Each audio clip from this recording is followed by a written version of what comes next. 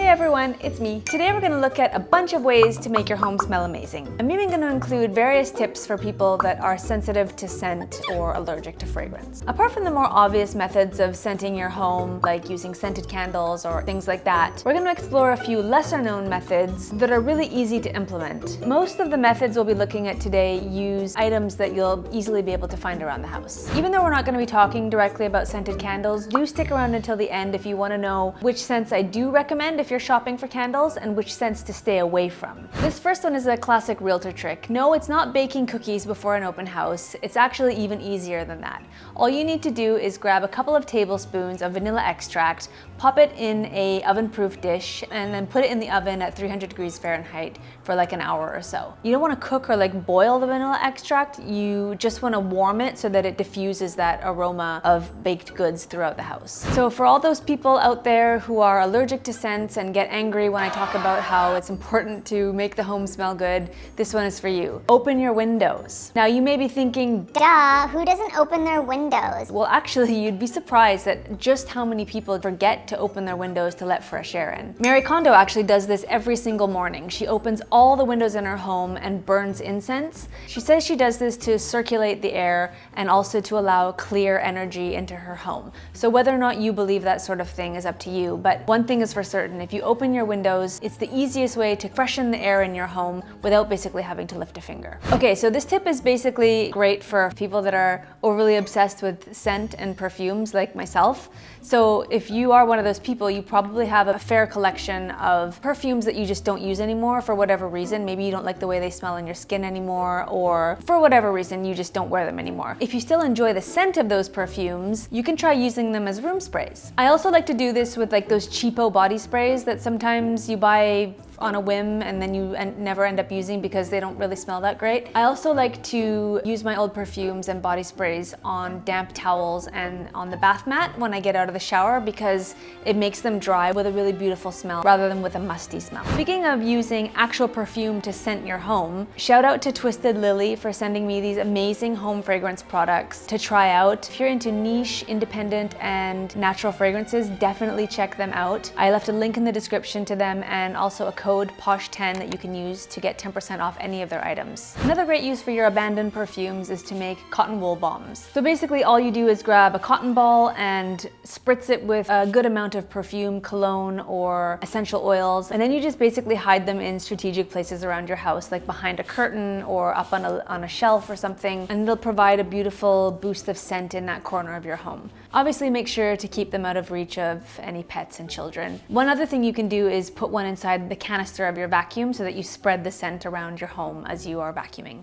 We all know that fabric spray is a fantastic way to freshen up the smell of your home because there are certain areas that are a little bit more difficult to clean and don't get cleaned as often as we'd like upholstery, curtains, rugs, and things like that. So fabric spray is a great option. Unfortunately, I hate the smell of Febreze. It just reminds me of somebody trying to mask the smell of vomit. So I like to make my own fabric spray, and fortunately it's super easy to do. All you need to do is fill an empty plastic spray bottle, which you probably already have around the house, or if not, you can buy one for like $1 at the dollar store. You fill it with warm water, add a tablespoon of baking soda and 10 or 20 drops of your favorite essential oil, give it a little shake, and you're good to go. Did you know that heat actually makes smells, whether they're good or bad, spread faster?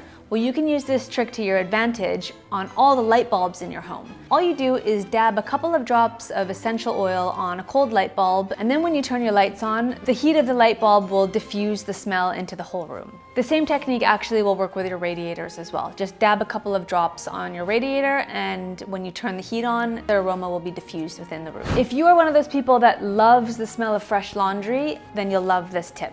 Basically, dryer sheets are your best friend. You can make your home smell like fresh laundry in so many ways just by using dryer sheets. Just place them anywhere where you feel like your home could use a little boost of freshness, like under a garbage bag, in a shoe rack, in a clothing drawer, in a laundry basket. You can also tuck a dryer sheet inside your toilet roll, so every time it spins, it diffuses the laundry smell into your bathroom. You can also tape a dryer sheet to a fan, wipe down your furniture to freshen it up. The options are basically endless. Pet hair, spilt drinks, muddy shoes, and other accidents can sometimes make your carpets and rugs a little questionable over time. The great news is that you can deodorize your carpets and rugs fairly easily. All you do is mix together some baking soda and a few drops of essential oil, sprinkle it on your rugs or carpets, again, watch out for pets, leave it overnight and then vacuum it up in the morning, and then enjoy your fresh and fragrant carpets. I don't really like using bars of soap because I feel like they take forever to use up, they get messy, and after a while they just look a little gross. Also, I feel like they dry out my skin.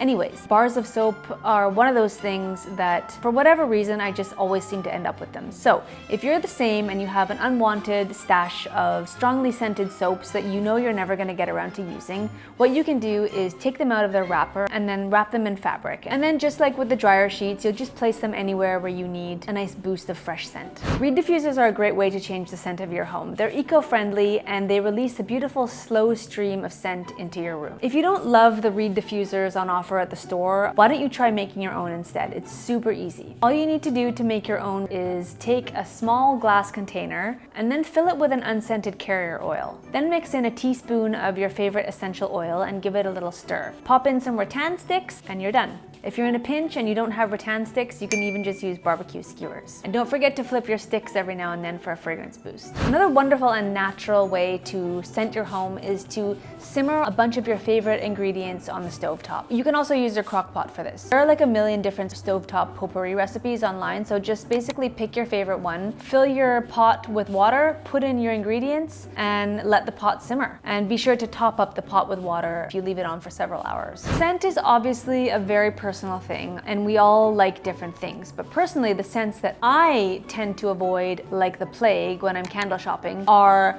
anything apple and cinnamon, like unless I'm actually baking cinnamon rolls, in which case, yes, I love the smell.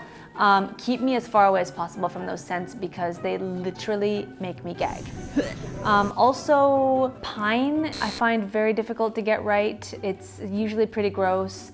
And pumpkin spice, I can't, it's terrible. And any candles that are like overly cologne smelling are generally a no-no on my list because they smell like Axe body spray, which also is another gag fest for me. So those are definitely the scents that I steer clear from. To each their own. Some scents and candle brands that I do recommend are the following. Nest New York, anything they do is beautiful. The home fragrance products that they have are amazing. Some of the scents they make that I love are Mediterranean Fig, Rose Noir and Oud, and Moroccan Amber. Voluspa candles are amazing. Any candle by Voluspa is beautiful. Bath & Body Works candles, I know they have a huge following. Personally, I find them to be a little hit or miss. They're a little too synthetic smelling for me, although they do have one beautiful one that I am obsessed with, which is called Palo Santo. I would recommend that one for sure. Pecksniff candles are actually really good. I've only ever seen them at Home Goods, Home Scents here in Canada and on Amazon. They are amazing value for money. They have a really beautiful range of different and complex smells with an amazing throw. So I would definitely check out Pecksniff candles if you are looking to try like a new candle brand. If you're curious to check any of these candles out, I left links in the description below. Anyways, I hope this was helpful, and maybe next time your home smells amazing, you'll think of me and you'll come back to YouTube and hang out with me. Thanks, bye!